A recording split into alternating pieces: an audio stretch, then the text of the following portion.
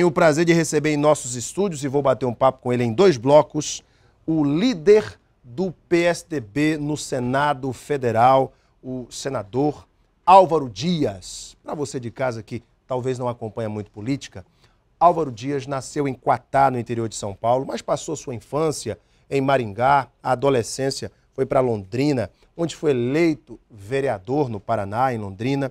Foi deputado federal, senador, governador do Paraná e atualmente é o líder do PSDB no Senado. Ele participou hoje de eventos da campanha de Tião Bocalon, na capital, em Rio Branco, numa carreata e também bandeiraços do PSDB na capital. Vem também fortalecer aí a campanha nesta reta final do candidato Tucano, que é seu afilhado político aqui no estado do Acre. Senador, muito boa noite.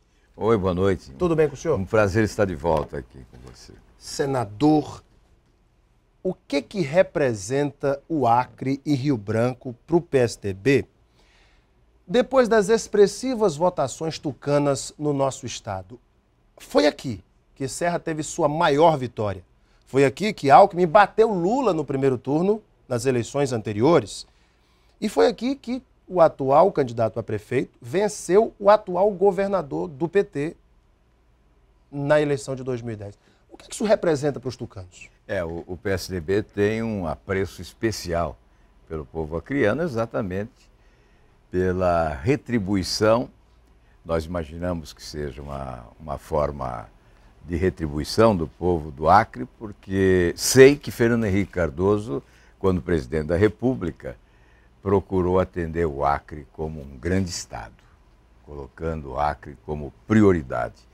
É por isso que nós admiramos o povo do Acre, por essa sua capacidade de reconhecer, de considerar e retribuir através do voto. Ontem aqui eu tive também o prazer, a honra de bater um papo com o presidente nacional do PT, Rui Falcão, e nós falávamos sobre essa questão Lula, FHC, e ele me dizia da importância de se ter um prefeito do PT, já que o governador é do PT e a presidente é do PT.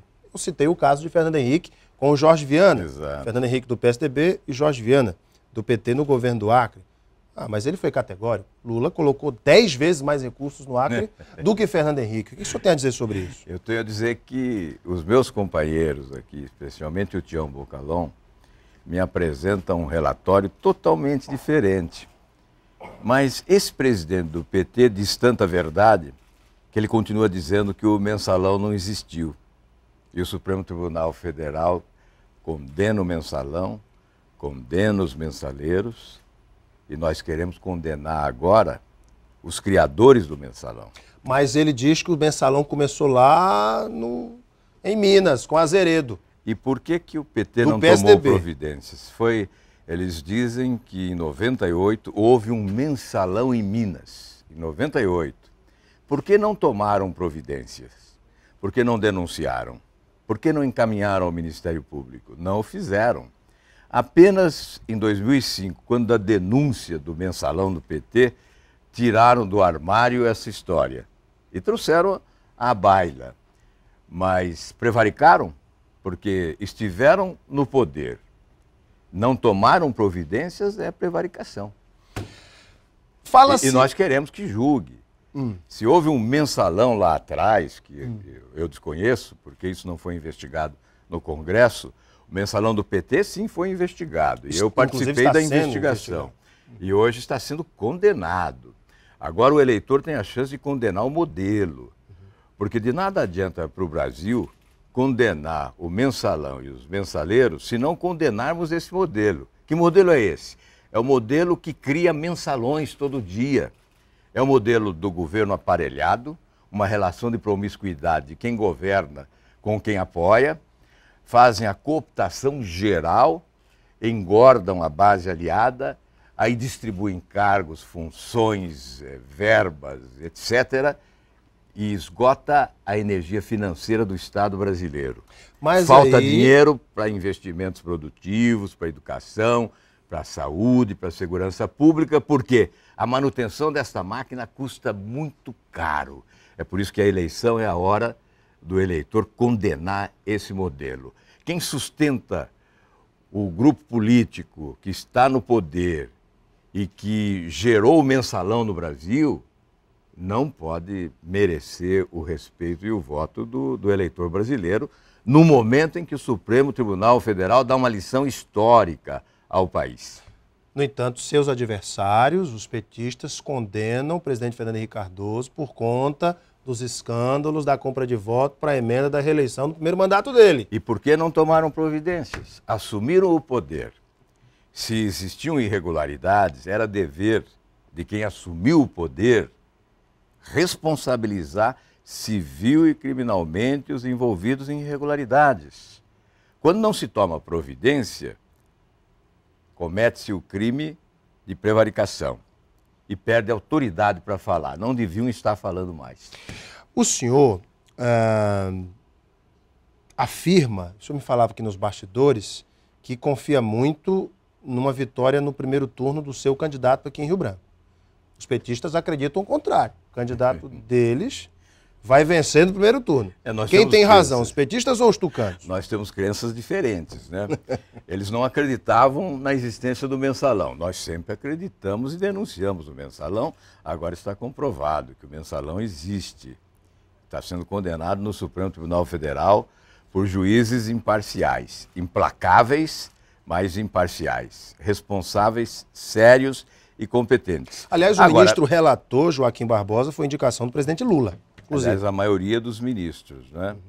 Me parece 8 ministros foram indicados pelo presidente Lula. Portanto, insuspeição absoluta nesse julgamento. Não há como não acreditar na seriedade desse julgamento. É tentar tapar o sol com a peneira. E, evidentemente, o eleitor também tem o direito de julgar nas urnas. Obviamente, se ele der o seu voto em apoio àqueles que integram esse modelo do mensalão, ele estará, até de certa forma, dizendo que não se importa com a continuidade desse modelo, não é?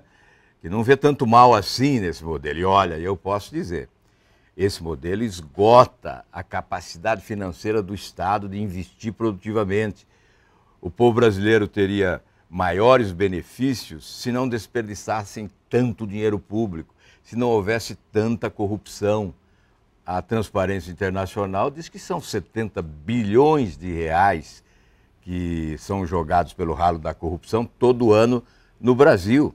Isso é muito, 70 bilhões de dólares. De dólares. Não de reais, não de reais. Isso é uma lástima. Isso tem que ser denunciado, mas isso tem que ser combatido. E a melhor forma de combater isso é com o voto, dizendo: não aceitamos esse modelo, queremos mudança. O Brasil precisa de um projeto de nação que leve em consideração as aspirações do povo brasileiro. Nosso país é poderoso.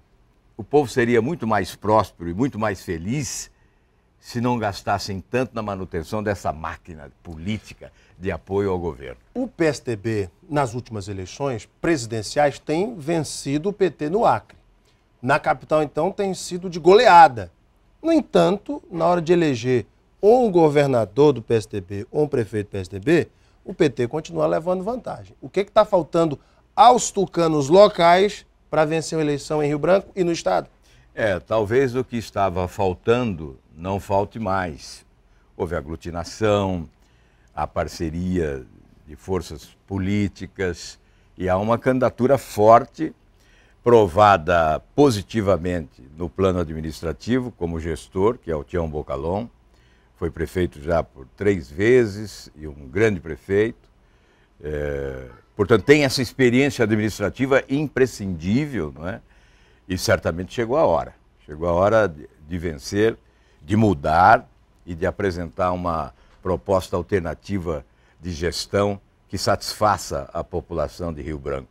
Eu creio que agora as condições que faltavam estão presentes. Eu participei há pouco, antes da gravação dessa entrevista, participei de uma grande carreata, uma enorme carreata, uma demonstração de força da candidatura do Tião Bocalon. O senhor falou de aglutinação, de composição de forças. No entanto, os analistas políticos, que eu tenho entrevistado aqui no programa, recentemente entrevistei um professor doutor da Universidade Federal do Acre, um dos mais respeitados analistas políticos do nosso estado, extremamente isento. Ele me disse o seguinte, que Bocalhon poderia estar numa situação melhor caso conseguisse aglutinar o PMDB na candidatura dele, fato que ele não conseguiu. O PMDB tem candidatura própria em Rio Branco. O que o senhor pensa disso? As forças políticas que eu digo são aquelas oriundas da sociedade.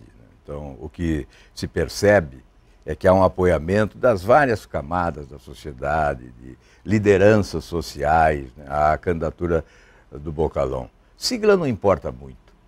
Os partidos políticos do Brasil são siglas para registro de candidaturas. Aliás, se há cientista político fazendo análise, eu sugiro que observem o que está acontecendo nas eleições em todo o Brasil. Aqueles candidatos que têm um vínculo muito forte com grupos locais de poder estão perdendo espaço para candidatos que se apresentam de forma independente. Eu posso citar Curitiba, que é a minha cidade. Um candidato tem o apoio do governo estadual, outro candidato tem apoio do governo federal. E quem sai à frente é um candidato que não tem o apoio de ninguém. Não é? São Paulo está acontecendo algo semelhante, Palmas, grandes cidades no interior do país, nós estamos presenciando esse fato. O eleitor dispensando essas estruturas partidárias e de poder e preferindo optar por uma alternativa de independência que possa lhe assegurar perspectiva de mudança real. Vou dar uma paradinha para o intervalo, mas vou deixar uma pergunta no ar, falando um pouquinho também da política nacional. Por que Serra caiu tanto em São Paulo, perdeu a dianteira para Russomano, já está perdendo, segundo as pesquisas, para o Fernando Haddad do PT? Não, ainda não. As pesquisas dizem que ele está... Datafolha ontem... Mas Vox Populi diz que ele está atrás. Mas tem pesquisa e pesquisa, muito né? bem. Mas tudo bem, vamos dizer que eles estão empatados tecnicamente, não, mas ele estava na frente. Não. Serra está na frente. Vamos lá, no próximo bloco, o assunto vai ser bom, que eu já cutuquei o homem. Logo daqui a pouco a gente conversa sobre a questão nacional também, você é nosso convidado. Até já.